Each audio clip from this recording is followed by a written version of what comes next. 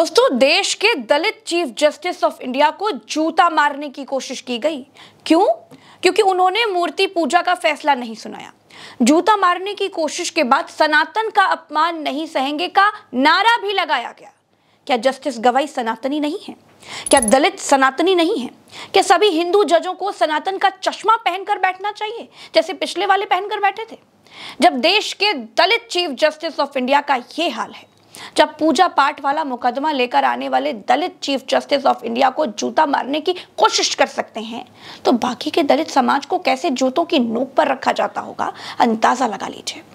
नमस्कार दोस्तों, मेरा नाम प्रज्ञा मिश्रा है और आप प्रज्ञा का पन्ना देख रहे हैं। देश में अंधभक्ति का जहर इतना ज्यादा घोला जा चुका है कि अंधभक्तों से चीफ जस्टिस ऑफ इंडिया भी सुरक्षित नहीं है। 16 सितंबर को वकील जिसकी याचिका को सीजेआई गवाई ने रिजेक्ट कर दिया था, वो वकील भरे कोर्ट रूम में दिल्ली के भीतर चीफ जस्टिस ऑफ इंडिया को जूता लेकर मारने के लिए दौड़ पड़ा और सनातन का अपमान नहीं सहेंगे का नारा लगाने लगा। इस वकील का नाम राकेश बताया जा रहा है। इसने एक पीआईएल डाली थी जिसमें कहा था कि खजुराहो में विष्णु जी की मूर्ति खंडित है, मुगलों ने उसे तोड़ दिया था, उसे ठीक करवाया जाए और वहां पूजा पाठ करने की इजाजत दी जाए। तो chief justice of India BR Gavai ने कहा कि खजुराहो तो यूनेस्को की धरोहर है, वहां एएसआई की परमिशन के बिना तो कुछ हो नहीं सकता। इसके बाद उन्होंने एक लाइट टिप्पणी कर दी और उस टिप्पणी में उन्होंने कहा कि जाओ और भगवान से ये काम खुद करने को कहो। तुम कहते हो भगवान विष्णु के कट्टर भक्त हो, जाओ उनसे प्रार्थना करो। कोर्ट ने यह भी स्पष्ट किया कि प्रतिमा जिस स्थिति में है उसी में रहेगी। भक्तों को पूजा करनी है तो वे दूसरे मंदिर जा सकते हैं। इसके बाद 18 सितंबर को जस्टिस गवाई ने इस मामले पर सफाई भी दी। बोले कि ये कहने का मेरा मतलब नहीं था, बयान तोड़ा मरोड़ा गया है। लेकिन वकील तो वकील था, वो जूता लेकर कोर्ट पहुंच गया। जैसे ही उसने जूता निकाला और सीजेआई साहब को मारने की कोशिश की, सुरक्षा कर्मियों ने उसे पकड़ लिया और वो वकील सनातन का अपमान नहीं सहेंगे का नारा लगाता रहा। बहुत बड़ी बात नहीं है दोस्तों कि फूल छाप वाली पार्टी इस वकील को सनातन का ब्रांड एम्बेसडर घोषित कर दे और टिकट दे दे। दोस्तों, सुप्रीम कोर्ट में ये सब तब हो रहा है जब उनकी 400 सीटें नहीं आई हैं। ये लोग संविधान को, न्याय को, जज को, कोर्ट रूम को कुछ नहीं समझते हैं। जब 400 सीटें नहीं आई हैं तब ये हो रहा है। 400 सीटें आ गई होती तो क्या होता, अंदाजा लगाइए। इतिहासकार कहते हैं कि खजुराहो में मूर्ति मुगलों ने तोड़ी थी, इसके कोई प्रमाण नहीं है। यूनेस्को और एएसआई दोनों का नियम यह कहता है कि जो मूर्ति जैसी स्थिति में है वैसी ही रहेगी, इसमें कोई छेड़छाड़ नहीं होगी, ना ही नई बनवाई जाएगी। लेकिन अमृतकाल में जब मस्जिद खोदो अभियान चल रहा है तो अंधभक्त नई नई डिमांड के साथ सुप्रीम कोर्ट पहुंच रहे हैं। सुप्रीम कोर्ट से मनमाफिक फैसला नहीं मिल रहा है तो चीफ जस्टिस ऑफ इंडिया पर जूता चलाने से भी परहेज नहीं कर रहे हैं। दोस्तों, सुप्रीम कोर्ट के भीतर जब यह घटना घटित हुई तो चीफ जस्टिस दूसरे मसले की सुनवाई कर रहे थे। इस दौरान जस्टिस गवाई पूरी तरह शांत रहे। वकील राकेश किशोर को कोर्ट स्टाफ ने पकड़ लिया और पुलिस को सौंप दिया। इसके बाद जस्टिस गवाई ने कहा कि उन्हें इस तरह की घटनाओं से कोई फर्क नहीं पड़ता है, आप लोग अपनी दलीलें जारी रखें। सीजेआई पर हमले की कोशिश की कड़ी निंदा की जा रही है। दोस्तों, आरोपी वकील के खिलाफ भी कार्रवाई की मांग उठ रही है। सीनियर वकील इंदिरा जयसिंह ने सोशल मीडिया प्लेटफॉर्म पर एक्स में कहा, इस मामले की विस्तृत जांच की आवश्यकता है। आरोपी वकील के खिलाफ कानूनी कार्रवाई की जानी चाहिए। यह भारत के सर्वोच्च न्यायालय पर एक स्पष्ट जातिवादी हमला प्रतीत होता है। सुप्रीम कोर्ट के सभी न्यायाधीशों द्वारा एक संयुक्त प्रेस कॉन्फ्रेंस द्वारा इसकी निंदा की जानी चाहिए कि न्यायालय वैचारिक हमलों को बर्दाश्त नहीं करेगा। न्यायालय की गरिमा के अनुरूप सीजेआई गवाई ने बिना किसी स्पष्ट व्यवधान के न्यायिक कार्य किया है। अब कानून क्या कहता है? कानून चीफ जस्टिस की तरफ जूता फेंकने की कोशिश करने वाले को क्या सजा दे सकता है, यह भी जानना जरूरी है। तो दोस्तों, भारत का कानून ऐसे मामलों में बहुत साफ है। कंटेम्प्ट ऑफ कोर्ट एक्ट 1971 के तहत अगर कोई व्यक्ति कोर्ट की मर्यादा तोड़ता है, अपमानजनक व्यवहार करता है या फिर न्याय की प्रक्रिया में बाधा डालता है तो उसे सजा दी जा सकती है। संविधान के आर्टिकल 129 के तहत सुप्रीम कोर्ट को यह अधिकार है कि वो अपने अपमान से जुड़े मामले में खुद कार्रवाई कर सके। अगर कोई व्यक्ति अदालत के अंदर हंगामा करता है, जज से अभद्रता करता है या फिर जूता निकालने जैसी घटिया हरकत करता है तो ये क्रिमिनल कंटेम्प्ट की श्रेणी में आता है। ऐसे मामलों में अदालत दोषी व्यक्ति को 6 महीने तक की साधारण कैद या 2000 रुपए तक का जुर्माना या फिर दोनों सजा दी जा सकती है। हालांकि कानून में एक राहत का प्रावधान भी है। अगर आरोपी व्यक्ति अपनी गलती स्वीकार कर ले और माफी मांग ले और अदालत को उसका पश्चाताप सच्चा लगे तो सजा कम भी की जा सकती है या फिर रद्द भी की जा सकती है।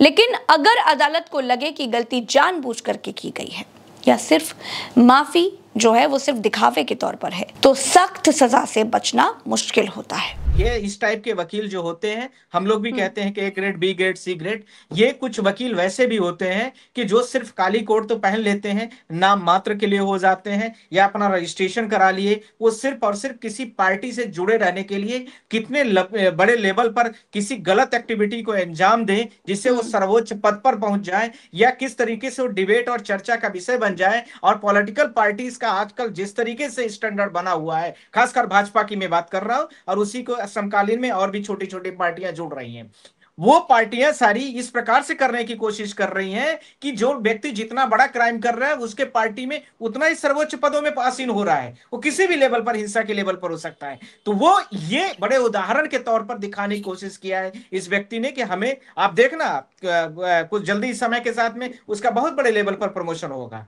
और वो कोई बड़ी बात पार्टी नहीं, करेगी। फूल वाली पार्टी के लोग टिकट दे दे, उनको बहुत बड़ा हिंदुओं का ब्रांड एम्बेसडर घोषित कर दे। मिश्रा जी कोई बड़ी बात नहीं कह रहे हैं आप, बिल्कुल सही कह रहे हैं। अच्छा ये बताइएगा कि आज राइट विंग के जो लोग हैं, मैं तमाम एक्स के मैंने पोस्ट देखे, हालांकि मैं इस पर चर्चा भी नहीं करना चाह रही थी क्योंकि ये बेहद दुखद दिन था आज। हालांकि मैंने देखा कि कोई डिबेट्स नहीं, कोई चर्चा नहीं, कोई बड़ी खबर नहीं, कोई बड़ी हेडलाइन नहीं, ब्रेकिंग नहीं, कोई फर्क ही नहीं पड़ा देश की चौथे स्तंभ को, तमाम बड़े बड़े नेशनल मीडिया को। लेकिन मैं आपसे पूछ रही हूँ, राइट विंग के लोगों में बड़ी खुशी है। कुछ लोग तो मैं देख रही हूँ सोशल मीडिया में एक अलग तरह का जोश चल रहा है, वाह क्रांतिकारी मिल गया उनको, तो अपना हिंदुओं का एम्बेसडर मिल गया। ये आप जिस बात को आप कह रही हैं, जाहिर सी बात है उसी आइडियोलॉजीज के बहुत दिनों से लग रहा था कि ये लोग, ये चीफ जस्टिस ऑफ इंडिया जो है वो थोड़ा सेकुलर हैं और ये अपने कामों को कैसे कराएं। ऐसे राइट विंग के लोग इस तरह से मिल करके ऐसे प्रोसेस को इल्जाम देते हैं। दूसरा, इसी के साथ में हम लोग सुप्रीम कोर्ट में रहते हैं तो यह भी जानते हैं कि कौन सा जस्टिस ऐसा है जो सेकुलर हो सकता है, कौन सा ऐसा हो सकता है थोड़ा सा हट करके काम करने की कोशिश करेगा। तो कैटेगरीज भी डिवाइड है। तो मुझे लगता है कि ऑनरेबल जो चीफ जस्टिस ऑफ इंडिया हैं, जो कि उनके मां के, मैं कोडिंग को भी करना चाह रहा हूं, कल उन्होंने जो एक स्टेटमेंट दिया है कि मेरा बेटा चंद्रचूड़, डीवाई चंद्रचूड़ की तरह नहीं है, अर्थात इसका मतलब आप समझ गई होंगी। तो कहीं ना कहीं पर ऐसे लोग यह भी दिखाने की कोशिश कर रहे हैं कि यदि तुम ऐसे जजमेंट से या और तरीके से प्रेशर से नहीं मानोगे तो हम तुमको दूसरे तरीके से प्रेशर से ले आ देंगे। तीसरी बात इसके साथ में यह भी है कि जो जिस प्रकार से कॉलेजियन सिस्टम का, तो यही कारण, ये प्रेशर ही एक कारण था क्या कि पिछले बार वाले जो थे वो उनको सॉफ्ट कॉर्नर दिखाना पड़ा था सनातन को लेकर, गणेश पूजा में बड़े बड़े नेताओं को बुलाना पड़ गया। Correct correct correct correct. हाँ बिल्कुल यही प्रेशर है भाई। प्रधानमंत्री जी उनके घर में गए, चीफ जस्टिस ऑफ इंडिया के पुराने वाले जो हमारे डीवाई चंद्रचूड़ थे, रिटायरमेंट के कुछ ही दिन पहले। अब ये भाव नहीं दे रहे हैं, इसलिए सारी इश्यूज आ रही हैं कहीं ना कहीं पर। दूसरा, आरएसएस का भी प्रोग्राम जो हुआ था आपको पता है, नागपुर 100 साल पूरा होने पर, जिसमें उनकी मदर को लेकर के कितनी बड़ी सारी कयास लगाई जा रही थी कि उनकी मदर जाएंगी। वहां पर भी बीजेपी ने अपना पंपलेट, जो इन्विटेशन कार्ड होता है, उनके मदर का गेस्ट बनाया था एक दिन के लिए। तो वो सारी चीज फिर उन्होंने मना कर दिया। तो कहीं ना कहीं पर आरएसएस को भी अपना शर्मिंदगीपन तो लगा ही होगा। तो यह भी एक कारण था कि इस तरीके से दिखाने की कोशिश की गई। तो इसमें पॉलिटिकली ज्यादा सोचने की जरूरत है। कंपैरिजन है कि एक एडवोकेट ने किया है, एडवोकेट तो सिर्फ एक ग्रुप में जुड़ा हुआ एक नाम मात्र है। और इसके साथ में मैं आपसे बोलना भी चाहता हूं, सुप्रीम कोर्ट बार एसोसिएशन ने, हम लोगों ने बोला है, रिक्वेस्ट किया है हमारे जो सुप्रीम कोर्ट के प्रेसिडेंट है राकेश सिंह जी, कि इनको तत्काल आप इसमें कार्यवाही करिए। साथ ही साथ में स्कोरा जो हमारे सुप्रीम कोर्ट का एसोसिएशन है एवार का, उसने तुरंत ही इसमें पूरी तरीके से, इसमें एलिस तरीके से उसमें एक्शन लेने के लिए तैयारी पर कर दिया है। इनके सारे जितने भी हैं सारी चीजों को हटाया जाए, कोई भी इनका एवार नहीं बनेगा, ऐसे लोगों को बाइकआउट किया जाए, क्योंकि ये कोर्ट की गरिमा है। हम लोग कोर्ट में जीतना हारना एक अलग विषय होता है। आप इस तरीके से करना चाहते हो तो फिर आप में और कानूनी अदालतों में फर्क क्या रहेगा? आप तो बिल्कुल इस प्रकार से करना जैसे पहली दूसरी के बच्चे करते हैं। दोस्तों, धर्म का नशा किसी भी देश का नाश कर देता है। पाकिस्तान, श्रीलंका, बांग्लादेश इसका सटीक एग्जाम्पल है। और धर्म को धंधा न बनाने वाले देश बड़ी तेजी से प्रगति कर रहे हैं। चीन इसका सबसे सटीक उदाहरण है। धार्मिक याचिका चीफ जस्टिस ऑफ इंडिया ने खारिज कर दी तो वकील जूता लेकर मारने पहुंच गया। इस देश में सुप्रीम कोर्ट ऑफ इंडिया की लिंचिंग हो रही है। उनके ऊपर दबाव है कि वो बहुसंख्यक आबादी के फेवर में फैसला दें। इससे पहले वाले सीजेआई डीवाई चंद्रचूड़ ने शायद इसीलिए मध्यम मार्ग अपना लिया। मोदी के साथ गणेश पूजा करते हुए वो नजर आ गए, मधुर संबंध बनाते हुए दिखाई दिए। राम मंदिर पर जो फैसला दिया उस पर भी कोई ठोस आधार नहीं बता पाए। फिर से कहूंगी दोस्तों, न्यायपालिकाएं ही हैं जो लोकतंत्र को बचा सकती हैं, वरना बाकी की सारी संस्थाओं ने सरकार के आगे घुटने टेक रखे हैं। मेरे साथ फिलहाल इस वीडियो में इतना ही। चलते हैं। राम राम, दुआ सलाम, जय हिंद।